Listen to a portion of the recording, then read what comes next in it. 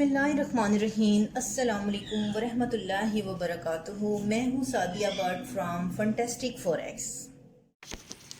आज हम अपनी इस वीडियो में सप्लाई एंड डिमांड ज़ोन की बात करेंगे और ये समझेंगे कि सप्लाई और डिमांड ज़ोन में क्या फ़र्क है और ये किस तरह ट्रेडिंग में हमारी मदद करते हैं और इनका ट्रेडिंग में क्या काम है।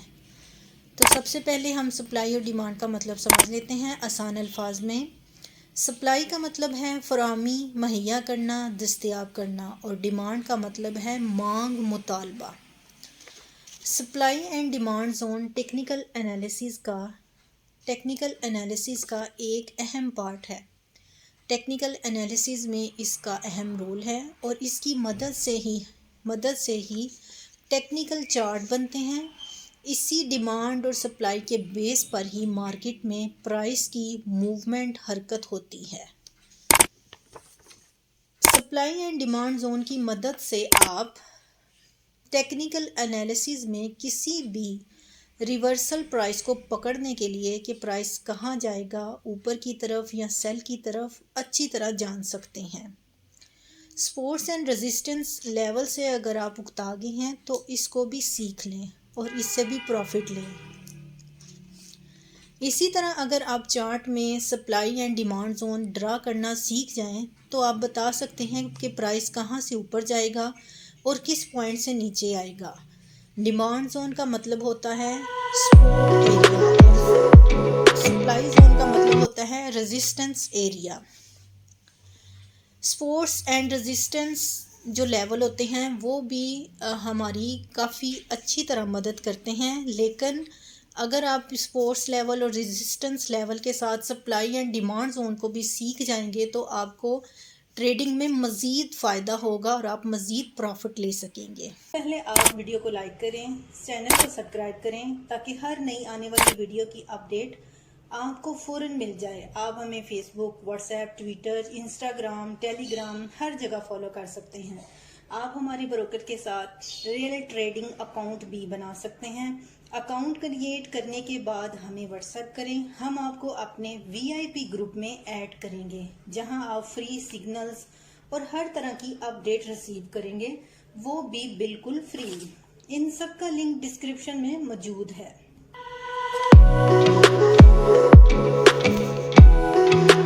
जब किसी प्रोडक्ट, किसी चीज़ की सप्लाई कम हो और डिमांड ज़्यादा हो तो इस चीज़ का बाय का रेट ज़्यादा होता है, तो इसको हम बाय का ट्रेंड कहते हैं। और इसी तरह अगर किसी चीज़ की सप्लाई ज़्यादा हो और डिमांड कम हो तो इस तरह इस चीज़ का सेल का रेट कम होता है, घटता है, जिसको हम सेल का ट्रेंड कहते हैं। इसी तरह अगर डिमांड और सप्लाई दोनों बराबर हों तो हम इसे साइड वे ट्रेड कहते हैं।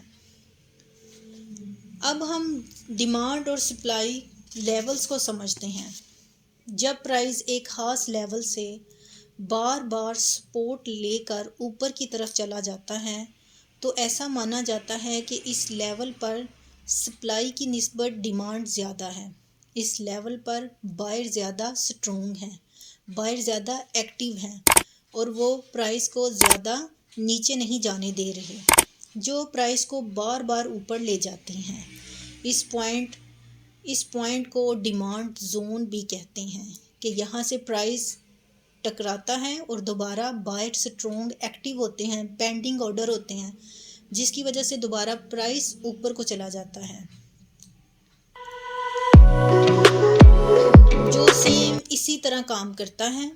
इसी तरह अगर किसी लेवल पर प्राइस बार बार रेजिस्टेंस लेकर नीचे की तरफ चला जाता है तो इस लेवल पर माना जाता है कि डिमांड की निस्बत सप्लाई ज़्यादा है। यहाँ पर मार्केट में सेलर ज़्यादा स्ट्रोंग हैं, ज़्यादा एक्टिव हैं, जो प्राइस को बार बार नीचे की तरफ ले आते हैं और बायर जोन से हैं वो यहाँ कम है। इस पॉइंट को सप्लाई जोन भी कहते हैं। अब हम समझ लेते हैं सप्लाई एंड डिमांड जोन को चार्ट में समझ लेते हैं। सबसे पहले हम डिमांड जोन को चार्ट में समझते हैं। आपको चार्ट में कम से कम 2 स्पॉट्स को देखना पड़ेगा। जो कि एक दूसरे के आसपास हों। तो यहाँ हमें चार्ट में दो सपोर्ट्स आपस में दिखाई दे रहे हैं। इस चार्ट में जो फर्स्ट सपोर्ट्स है, तो इस सपोर्ट्स में जो कैंडल लो बना रही है, तो इस पूरी कैंडल के हाई और लो तक हमें डिमांड जोन ड्रा करना होगा। इस कैंडल के हाई और लो प्राइस तक डिमांड जोन ड्रा करना है।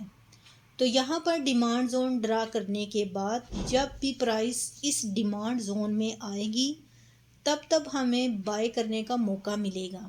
डिमांड जोन के आसपास या इसके अंदर प्राइस को आना चाहिए और आती भी है। आप उसे पूरे चार्ट को सर्च करके देख लें कि प्राइस एक जोन से आकर दोबारा या तो ऊपर को जाती है या नीचे की तरफ आ जाती है।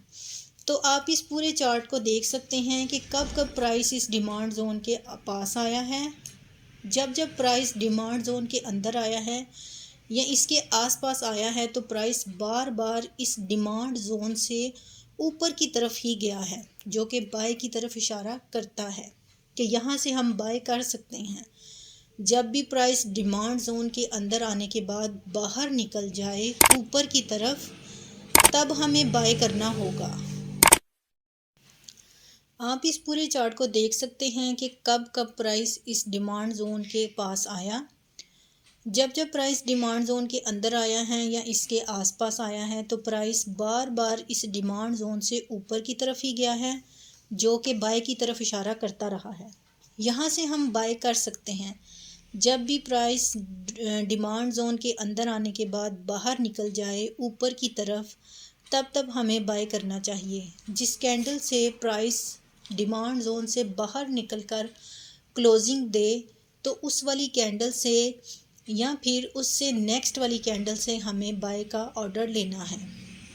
और इसके बाय के ऑर्डर लेने के फ़ौरन बाद स्टॉप लॉस के लिए इससे पिछली कैंडल के लो से नीचे स्टॉप लॉस रखना है।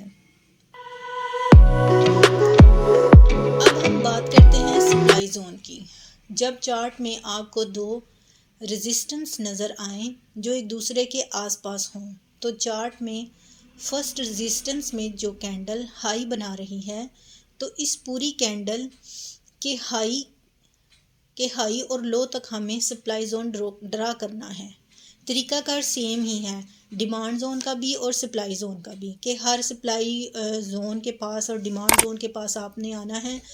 जो कैंडल का जो सबसे ज़्यादा लंबी कैंडल होगी, लॉन्ग कैंडल होगी, उसके हाई और लो को आपने उसका जोन बना लेना है, उसका एरिया बना लेना है और वहाँ जोन को ड्रा कर लेना है।